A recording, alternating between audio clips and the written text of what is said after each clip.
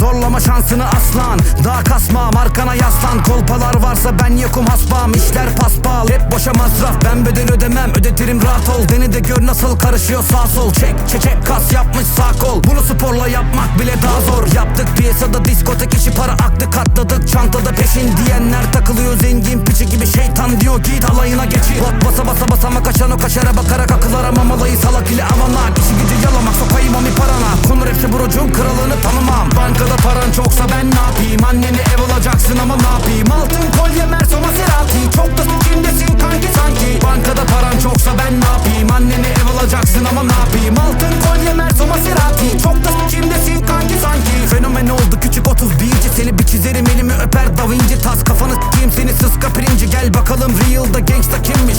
Hepsi zengin, hepsi getto. Alayı Pinokyo ve ben Gepetto.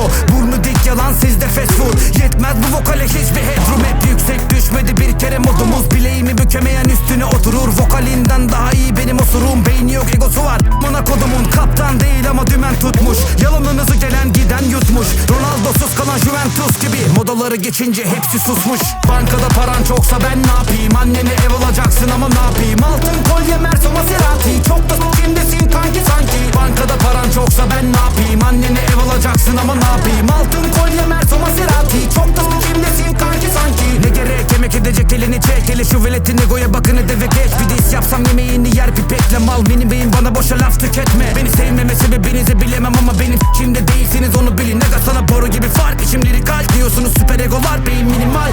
Hadi bana para verin bot basacağım, gel konserime seni de hoplatacağım. Playback'le bile bileti yok satacağım, sorun yok bro, hep copy paste yapacağız. Tipini keserim velet haddini bil, henüz alamadı hiçbirisi takdirimi. Siz